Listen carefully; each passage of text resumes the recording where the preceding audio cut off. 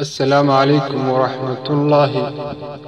waxaad ku soo dhawaataan channelka aqoon guud oo aalaaba inta badan aanu kaga hadalno aqoonta guud tasniifkeeda kala duwan iyadoo aynu ku taagsanayno oo isku taawinayna inaynu soo bandhigno mowduucyada si takhliis ah ama kooban.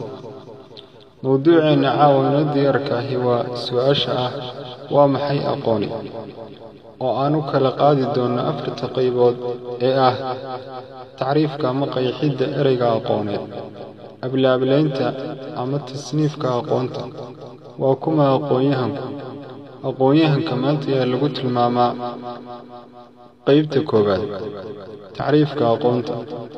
waxaynu soo qaadanaynaa laba tacriifood oo ka mid ah tacriifaha ugu waaweyn aqoonta. tacriifka koowaad, aqoontu waa iftiin iyo nuur. tusaale, alle subxaanahu wa tacaala waa kii lahaa suuratu ibraahim aayadda koowaad.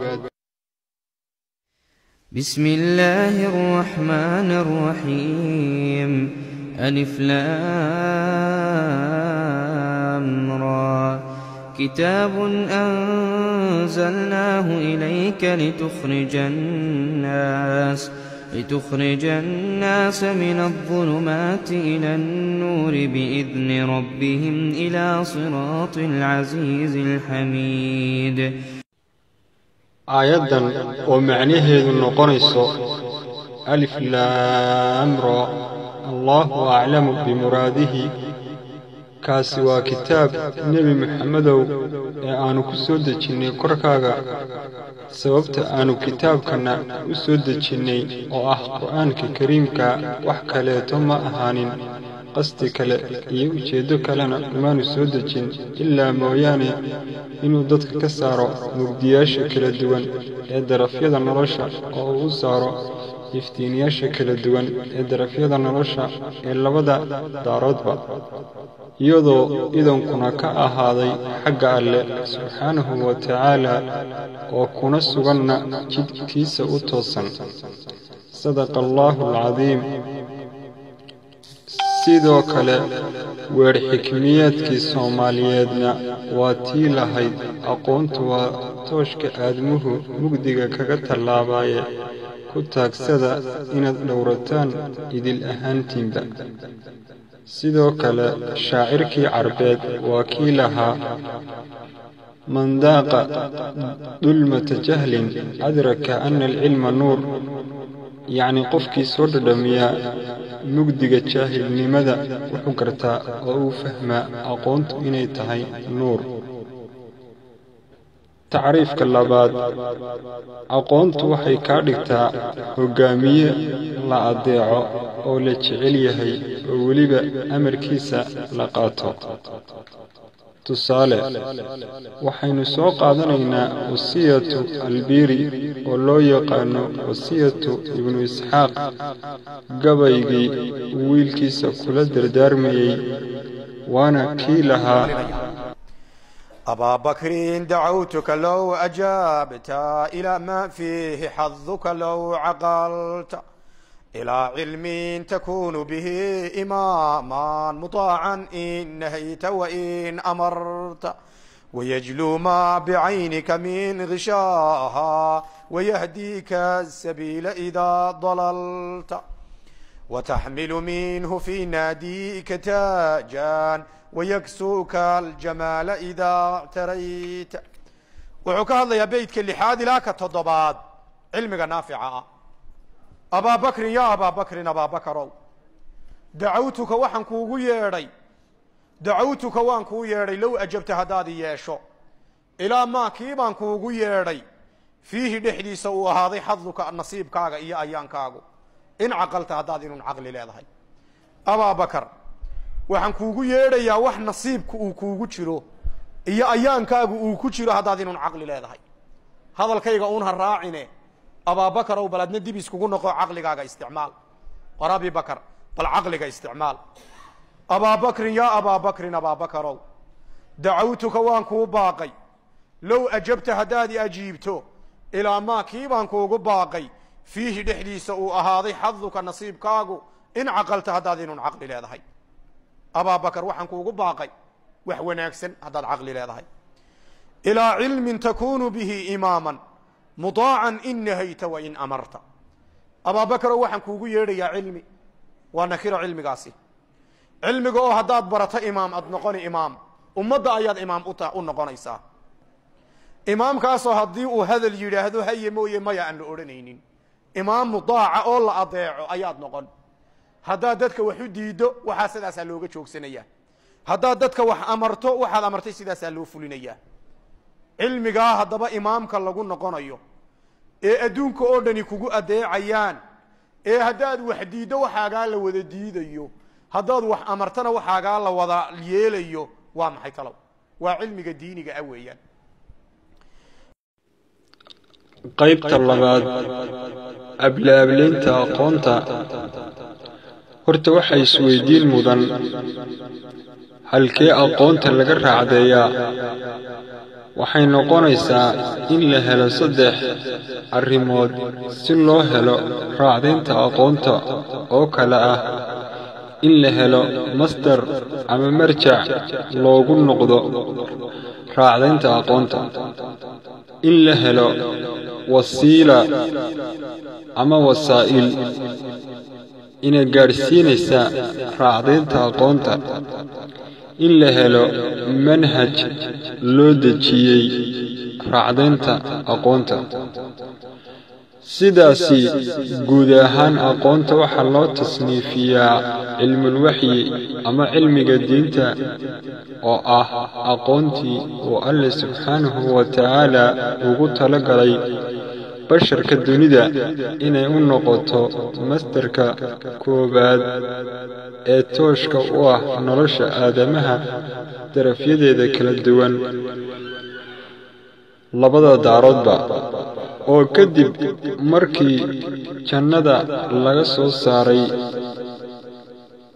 nebi aadam calayhi salaam ee dhulka la keenay Allah subhanahu wa ta'ala wuxuu leeyahay suuratu al-baqara aayadda 8 أعوذ بالله من الشيطان الرجيم قلنا اهبطوا منها جميعا فإما يأتينكم مني هدى فمن تبع هداي فلا خوف عليهم ولا هم يحزنون والذين كفروا وكذبوا بآياتنا أولئك أصحاب النار هم فيها خالدون يعني دقا ودلك ودقا آدم يحاوي ودمانتين إذن كان يربطكين مركب إذن يمادو هنون كيقو رسوشي يا نبيدي يا خبركي أما وركي أن إذن كسو ليبي عدي رميسا إرعادا كوركودا مو أهانين عبسي يمروغو لكن سعدي رمان ويدا الراعي ويدا آيات كيغا يهنون كيغا كواس وحي أهادين أصحاب النار إيوغو كواري دونا نارتا قيبت اللباد التصنيفك أقونت علم الكون أما علم المادي أو مسترك اللباد نولش بني آدمك توشك waxaana loo qaybiyaa oo ay ku soo biyo shubataa 5 qaybood oo waaweyn sida aqoonta tiknoolajiyadda aqoonta caafimaadka aqoonta maamulka iyo maareynta aqoonta warshadaha iyo wax soo saarka aqoonta farshaxanka iyo farsamada gacanta sidoo kale haddaynu soo qaadanno qaar ka mida hal aqooneedkii hore dunida soo maray Griiga oo kale falsafadii Aflaadoon tasniifka aqoonta waxay u kala qaaday 2 qaybood oo kala ah macrifa maxsuusa ama aqoon lagu garanayo xawaasta iyo dareemayaasha macrifa macquula ama aqoon lagu garanayo caqliga iyo garaadka sidoo kale falsafadii Greega ee Aristo iyana tasniifka aqoonta waxay u kala qaaday 3 qaybood oo kala ah macrifa nadariya ama aqoon aragtiyeed sida cilmiga dabiiciga, cilmiga xisaabta iyo cilmiga diimaha. macrifa camaliya ama aqoon camaliyeed sida cilmiga akhlaaqda, cilmiga siyaasadda iyo cilmiga dhaqaalaha. iyo macrifa intaajiya ama aqoon hal abuureed sida cilmiga fanka iyo suganta. sidoo kale hal aqooneedkii culimadii islaamka ee hore sida falsafadii Ibn Sina tasniifka aqoonta waxay u kala qaaday 2 qaybood oo la mida aragtidii falsafadii Aristo oo kala ah macrifa nadariya ama aqoon aragtiyeed sida cilmiga dabiiciga, cilmiga xisaabta iyo cilmiga diimaha. macrifa camaliya ama aqoon camaliyeed sida cilmiga akhlaaqda, cilmiga siyaasadda iyo cilmiga dhaqaalaha. sidoo kale culimadii hore islaamka sida falsafadii Jaabir ibn Xayaa tasniifka aqoonta waxay u kala qaaday 2 qaybood oo kala ah macrifa diiniya ama aqoon diineed sida kitaabka Qur'aanka Kariimka iyo sunnaha Nabiga sallallahu alayhi wasallam. iyo macrifa dunyawiya ama aqoon duniyeed sida cilmiga sanaacada iyo warshadaha, cilmiga kawaakibta iyo meerayaasha, cilmiga dabiiciga, cilmiga dibbiga ama caafimaadka iyo cilmiga artiska. qaybta 3aad waa kuma aqoonyahan. hal aqooneedka islaamku waxay ku tilmaamaan cidda aqoonyahanka ah waa inay lahaataa 3 sifo ama astaamood oo kala ah: 1 kayd cilmiyeed oo ah inuu lahaado kayd cilmiyeed oo xaggiisa dambe yaalla oo marjac u ah masalooyinkiisa iyo baxsigiisa aqoonta. 2 xisi naqdiya oo ah inuu lahaado dareen hufineed oo uu ku kala saari karo wixiisan iyo wixii aan samayn, ama xaaraanta iyo xalaasha, oo aanu noqon haan la buuxshay oo kale. 3 xurriya caqliya oo ah inuu lahaado caqli xora oo aanay cidi ka gumaysan ilaa Alle subxaanahu wa tacaala mooyaane. 3daasi sifo ama astaamood haddaba cidda laga helo ayuunbaa aqoonyahan lagu tilmaami karaa.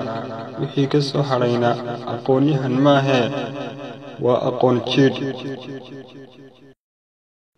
qaybta 4aad aqoonyahanka maanta ayaa lagu tilmaamaa. maanta markaad sidaa isha u marisid caalamkan aynu ku noolnahay, aqoonyahankii wuxuu noqday magac, laakiinse aan muc lahayn.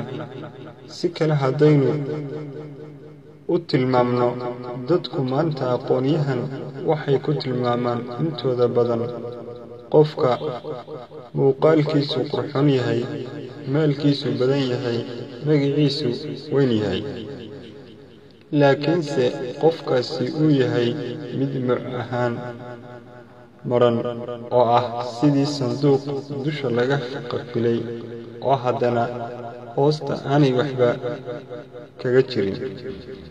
haddaba markaynu guud ahaan soo koobno, aqoonyahan maanta waxaa loo yaqaanaa inta badan 3 qolo oo kala ah: afmiishaar calooshiisa u shaqaysta, siyaasi dantiisa yaqaana, professor lagjar xambaarsan magac raadisa.